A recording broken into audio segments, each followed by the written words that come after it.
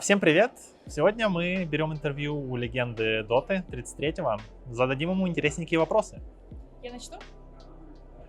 Hi Neta, you're the first person who wins 2 TIs in different teams. Did you feel something special about it? Not really, I guess. It felt second TI. It felt nice, but not as nice as the first one. I guess not even close. I would say, but it still felt really nice. I mean, I haven't won too many tournaments recently. I think the last we had the one in Peru, but that one was a bit of a smaller tournament. So the TI again, it felt really nice, but yeah, I guess not so much as the first one. But what about making it with 2 different rosters? Is it something special, or you're like, yeah, whatever, doesn't matter? Yeah, I guess I don't really think about it too much.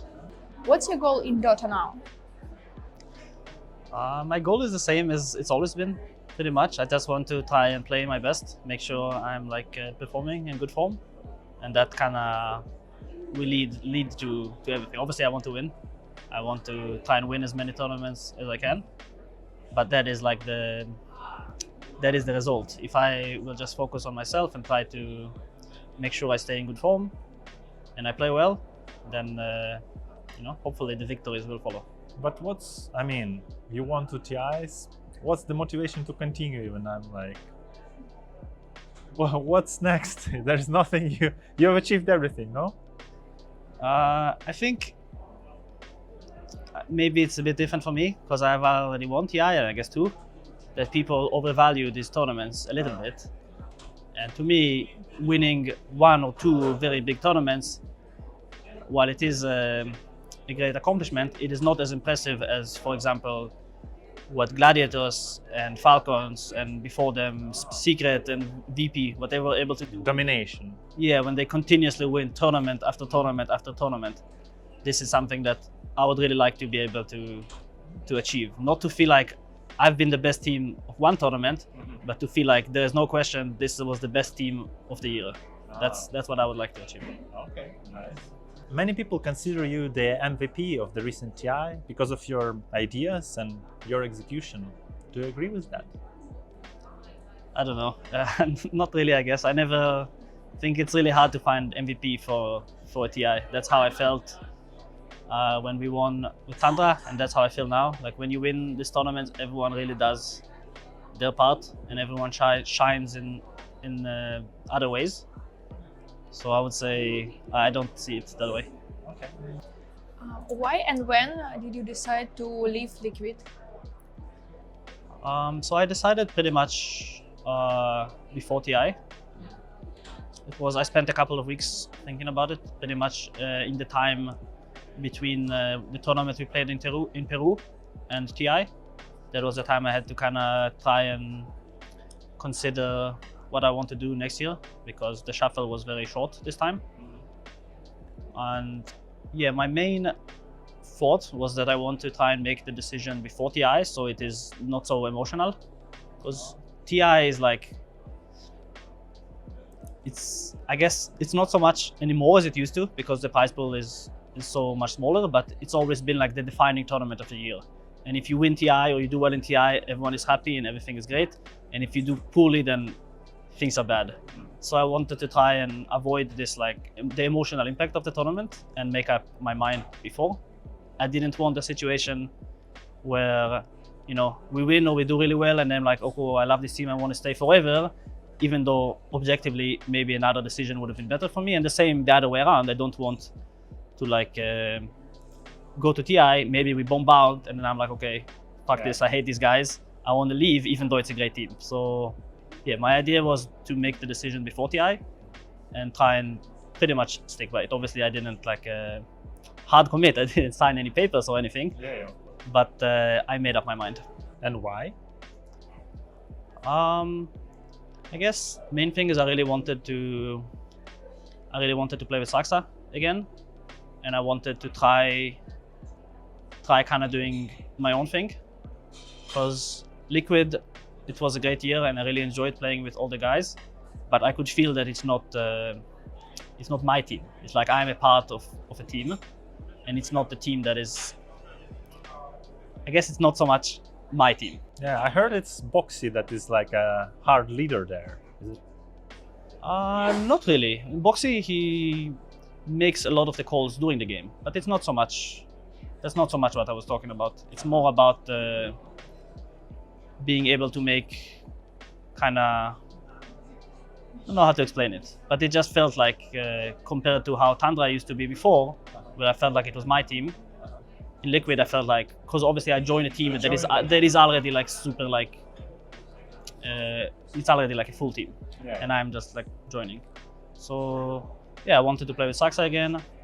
I wanted to try doing my own thing, and also I mean that one is a bit silly because I was telling myself like, you shouldn't make such important career decisions based on what would be like more fun, but I thought it would be kind of fun to try something new.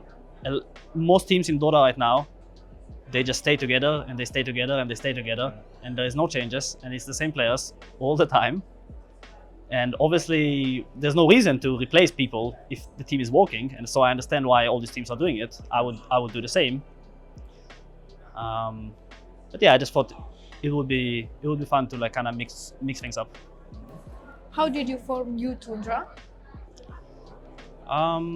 So the first person was obviously Saxa, that we agreed we'll play together, and we kind of looked at players.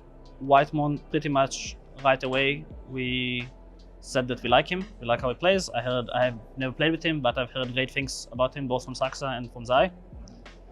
That he's just a very high skilled player, very easy to work with.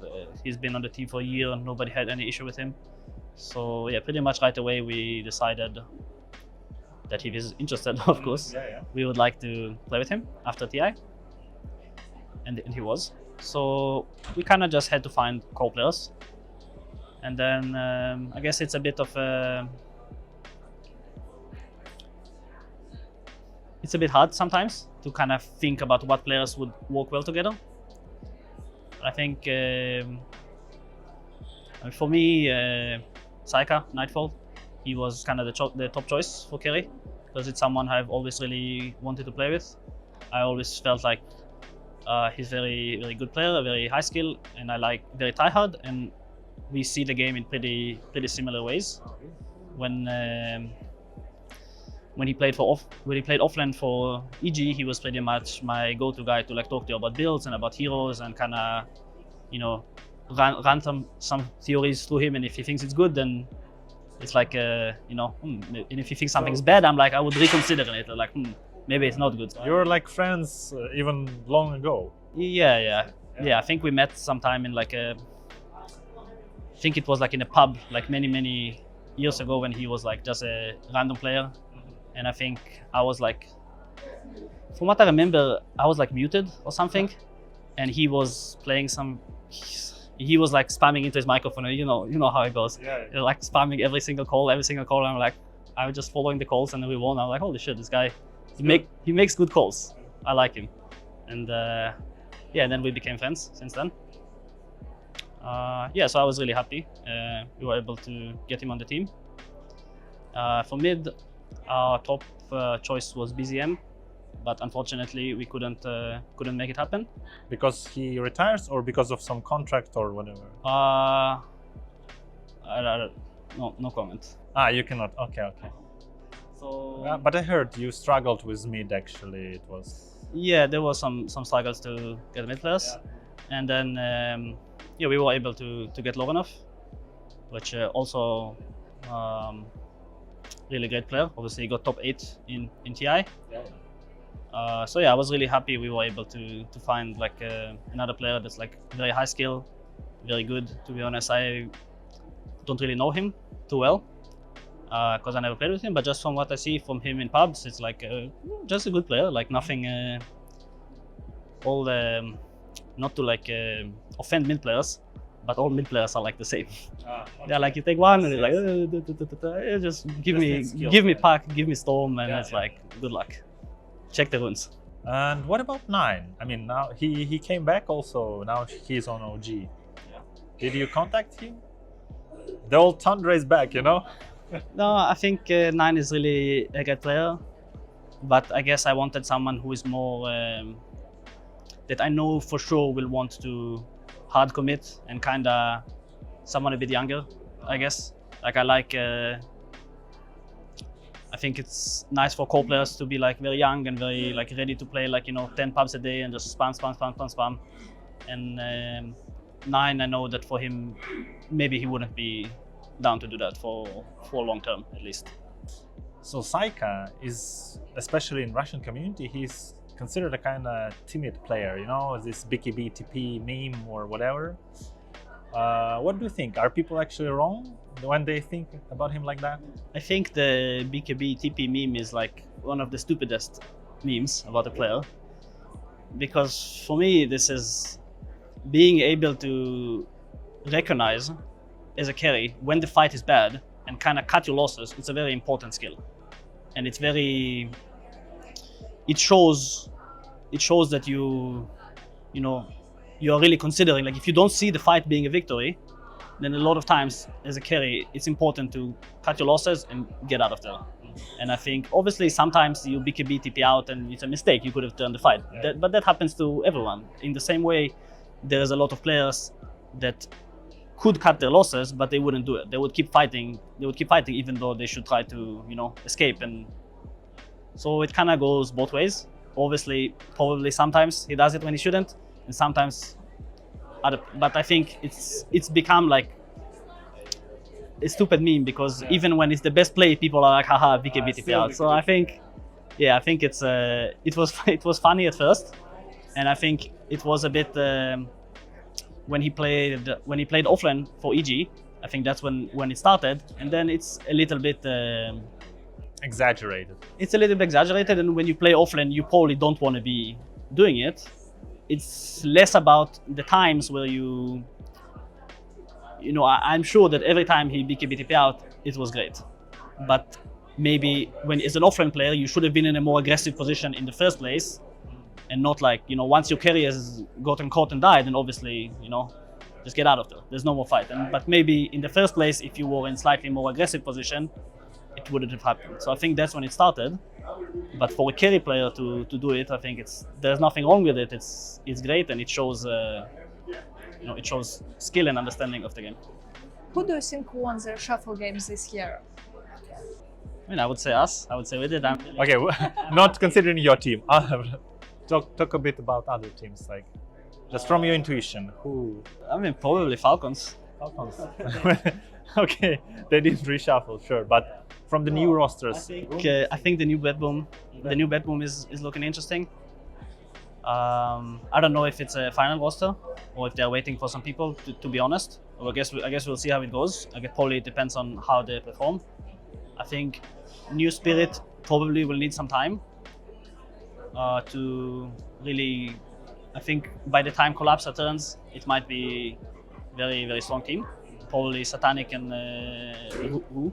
They need some time to, play tier 1 tournaments, go to LANs. Yeah. But I think by the time Collapse returns, it might be a very strong team. We'll see. Gladiators, I don't believe it has been announced yet. Yeah, but everyone knows I think there's some rumors. So yeah, we'll see how it goes. What about Liquid? Liquid, I think, is going to do great. I think Saber really fits the team nicely. Because I was there when for KL major ESL in KL, we had Saber standing in for us, and I was there at the bootcamp, and I kind of saw how the team functioned, and also Mike was drafting for that, because obviously I couldn't go to the tournament. So yeah, I think that they're going to do good. Maybe they will have a bit of a slow start because everyone is having a bit of a break now after TI. Also, after you win TI, from experience, people tend to try a little bit harder, a little less at the start because you've kind of reached your goal and you ride that high for a couple of months. I think after a while you realize that, well, okay, I won TI, but nobody cares about it anymore. Let's get serious. So we'll see. But also Liquid. Some of the team is one of the teams that don't necessarily practice as hard as other teams, so the post-TI chill period might not hit them as hard. But no, I think Saber is a great player, and I think he fits them. So I think they'll do good. Okay. A lot of Dota players take a pause from game. Did you consider this? Take a what? Take a pause. Yeah. Take a pause. Not really, to be honest. I mean, after TI, straight from Copenhagen, I went to Vietnam on vacation. I've been there until a few days ago, and it was great. But always when I'm on vacation, after maybe like 10 days, I'm already like, okay, enough is enough. I'm like bored already. I want to go back home and play some Dota. So you don't get like burned out or? Not really. I kind of